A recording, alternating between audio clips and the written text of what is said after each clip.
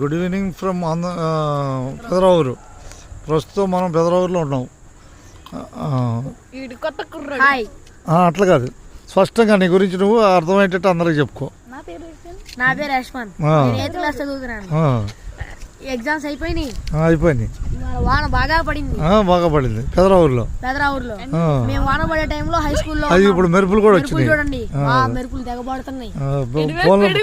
అట్ట కాదు, చేతిలో ఫోన్ ఉండకూడదు మెరుపులు ఉన్నప్పుడు. ఉండకూడదుగా.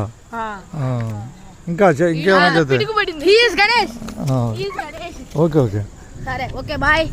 అంటే 3 నిమిషాలు దాకా ఉంది నీకు టైము. 3 నిమిషాలు మాట్లాడలేవా? జాగ్రత్త. అట్లా 3 నిమిషాలు గడపటం నేర్చుకోవాలి ఏదో ఒక మాటతో.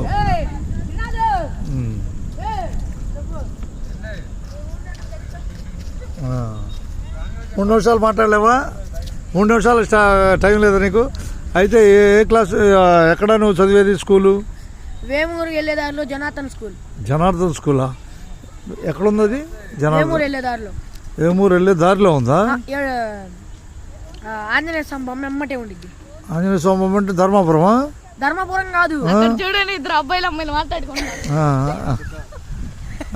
అది కాదు ఇది నువ్వు చెప్పాలి. వేస్ట్ చేయి బాగా. టైం విలువైంది, దాన్ని చాలా జాగ్రత్తగా వాడుకోవాలి. అట్లా నేను ఒకటి చూతాను. ఇంత టైం ఇచ్చి నేను నీకు ఎందుకు అవకాశం ఇస్తున్నాను? నీ వాయిస్ ప్రపంచం మొత్తం వింటది. క్లారిటీగా మాట్లాడటం నేర్చుకోవాలి. నువ్వు భారతం, రామాయణం, భాగవతం చదువుతావా? గూగుల్లో చదివితే నీకు జనరల్ నాలెడ్జ్ బాగా పెరుగుద్ది. ఏమేమి చెప్పాను?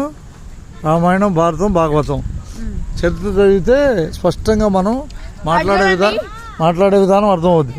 శ్రీనాథ్ అనేవాడు మామిడికాయ తింటున్నాడు. అట్లాగా ఓకే.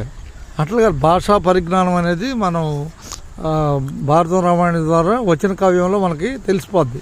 మాట్లాడటం కామెడీ కాదు. ఇప్పుడు రచయితలు ఫాలోవర్స్ నీ ద్వారా తెలుసుకుంటావు. నువ్వు ఆర్టీసీ సుధాకర్ కొట్టి ఇప్పుడు నీ కోసం నువ్వు తెలుసుకుంటావు. ఎంతనా కానీ ఎంత నీ ద్వారా ఫాలోవర్స్కి నాకు పెరుగుతారు.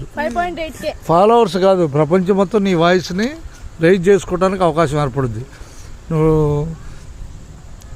నీ గొంతు అందరు కనపడాలి. పేరేంది మళ్ళీ లాస్ట్కి చెప్పుకో. సొంత ఊరు?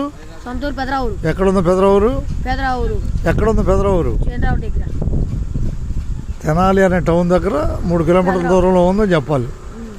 ఇది ఆంధ్రప్రదేశ్లో ఉంది. మన దేశం భారతదేశం.